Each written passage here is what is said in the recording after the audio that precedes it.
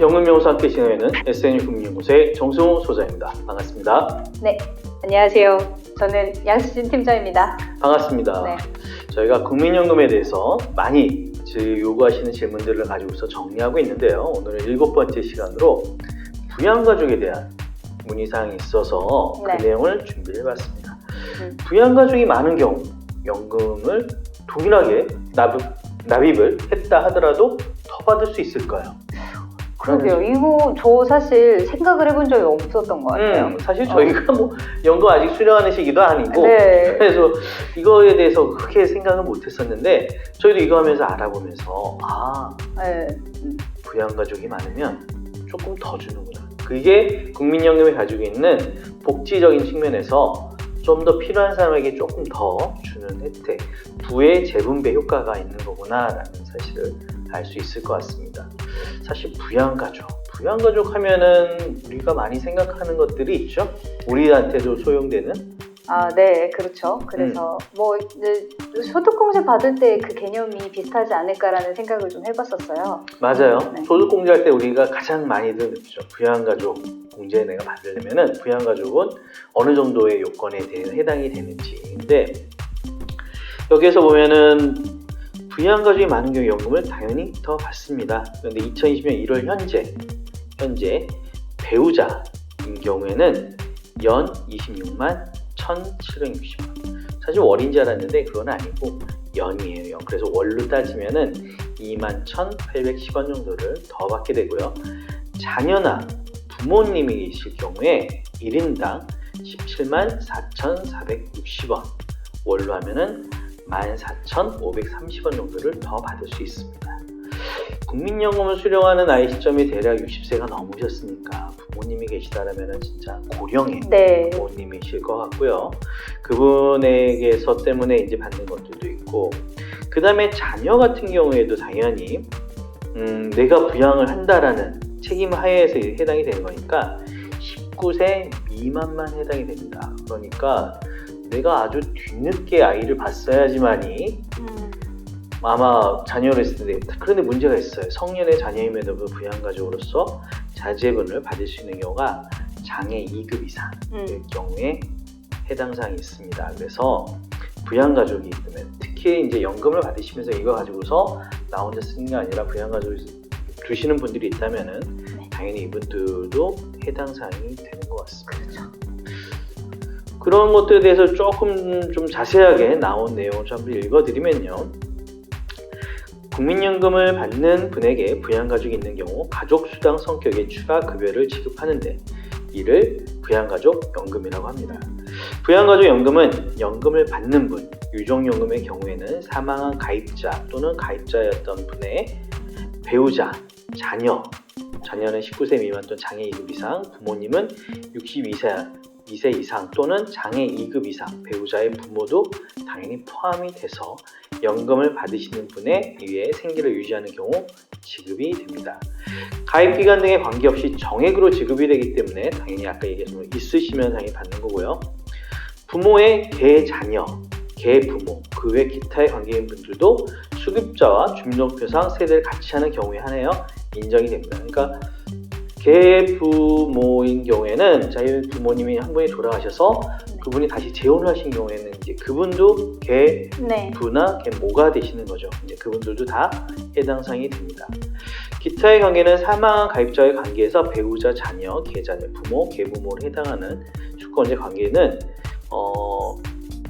본자 관계는 뭐 아까 얘기했어요. 그런 것들에 대한 해당이 사항이 되고요. 금액은 현재 아까 말씀드린 것처럼 현재 부양가족 연금은 배우자일 경우 연 26만 1,760원, 자녀 부모의 경우는 1인당 17만 4,460원이 지급되고 있으며 매년 1월 기준 전년도 전국 소비자 물가 금액 기준으로 인상이 당연히 되고 있습니다.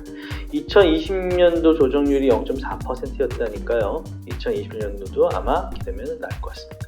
여기서 좀 특이한 점은 다만 그 배우자분이나 분들이 공적연금, 국민연금, 공무원연금, 사학연금을 받고 계시다라면 다른 분의 부양가족연금 대상이 될 수 없으며 한 사람이 2명 이상 국민연금 수급자의 부양가족연금 대상자가 될 수는 없다라고 합니다. 부양가족연금 대상자 신청 시 구비서류가 있는데요. 구비서류로는 가족관계 증명서류, 생계유지를 입증할 수 있는 서류, 부양가족연금 지급 대상인 부모의 연령, 급여 지급 연령 상향에 따른 조정 내용이 있습니다. 장애인 복지법상 장애가 있는 자녀는 공단에서 정한 별도의 장애 등급 2급 이상 인정 기준에 해당하는 경우에 부양가족연금 계산 대상으로 인정이 된다고 합니다. 네. 연금을 수령하시는데 진짜 부양가족이 그때 있으시다면 굉장히 좀 힘드실 것 같아요. 그래서 특히나 더 많은 연금을 준비를 하셔야 될 것 같고, 아까 말씀드린 것처럼 부양가족 중에서 부부일 경우에 다른 분이 연금 수령이 있으실 경우에 또 해당 사항이 없기 때문에 요즘에는 좀 개인적으로 지역가입자로서 연금을 많이 준비하시잖아요. 그리고 또 한 분 배우자분들이 당연히 또 뭐 사학이나 공무원연금 이런 거 받으실 수도 있고 이런 것들이 있으니까. 결국 이거는 뭐 외벌이 가정인데 이게 끝까지 한 분만 퇴직을 하시고 이분이 이제 배우자를 끝까지 부양을 하시는 그런 형태가 될 건데, 지금 뭐 주부 같은 경우도 지역가입자로 국민연금에 가입이 가능한 상황이시다 보니까 그쵸. 사실 공적연금 수령이 없는 사람이 배우자가 요즘은 조금 약간 현재는 있을 수 있겠으나 앞으로 가면 갈수록 이런 맞아요. 좀 더 적어지겠다. 예, 왜냐하면 지금 맞벌이도 워낙에 많고 또 지금 거의 뭐 생계를 다 위해서 많이들 그렇게 하시니까요. 그러니까 의미상으로는 사실은 이제 당연히 내 연금을 받아서, 연금은 사실은 소득 재평성에서 내가 적게 내신 분들은 많이 냈던 분들 좀 더 많이 받고, 그쵸. 많이 내신 분들은 내가 낸 것보다 좀 덜 받는 그쵸. 구조이거든요. 그런 것처럼 부양가족도 그런 의미로 생각하시면 될 것 같습니다. 단지 이것을 내가 해당 사항이 있음에도 불구하고 내가 찾아 먹어야 되잖아요. 내가 찾아서 받으셔야 되는데 그런 잘 못 받으실 경우도 있을 수 있으니까 이런 것들은 꼼꼼하게 내가 혹시라도 해당 사항이 되신다면은 아까 말씀했던 그런 서류들 가지고서 국민연금가족공단에 신청하시는 것이 나을 것 같습니다. 사실 행복한 노후를 보내기 위해서는 많이 준비하셔야 될 것 같아요. 젊어서. 그러니까요. 네. 개인적인 그렇게 따지면 너무 국민연금 너무 늦게 주는 거 아닌가요? 그런가요? 국민연금 그런데도 자꾸 자원 고갈 얘기 나오고 재계산 얘기 나오고, 나중에는 사실 또 우리가 수령할 때쯤에는 어떻게 될지는 아무도 모르는 미지수이긴 하십니다만, 그래도 지난번에도 우리가 한번 얘기했지만 개인적인 어떤 기업이라든지 아니면 뭐 금융회사가 운영하는 것보다는 좀 더 신뢰성 있고 낫지 않겠느냐. 그러니까요. 공익적인 차원에서 국가가 하는 건데 이것마저도 안 하면 그러니까요. 좀 약간 그런 마음이 있기는 합니다. 네. 그러니까 내고 싶진 않지만. 맞아요. 네. 그러니까 개인적으로도 내가 현명하게 준비하시는 것이 정말 필요할 것 같아요. 그런 의미에서는 정말 준비할 수 있는 것들이 되게 많거든요.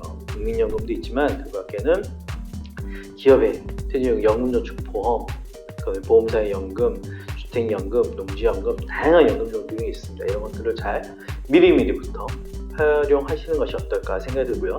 저희 연금연구소는 여러분들의 연금에 대한 질문들을 많이 모집하고 있으니까요. 저희 카카오톡 플러스 친구 연금연구소 추가하셔서 많이 질의해 주시기 바랍니다. 오늘도 함께 해주셔서 감사합니다. 수고하셨습니다.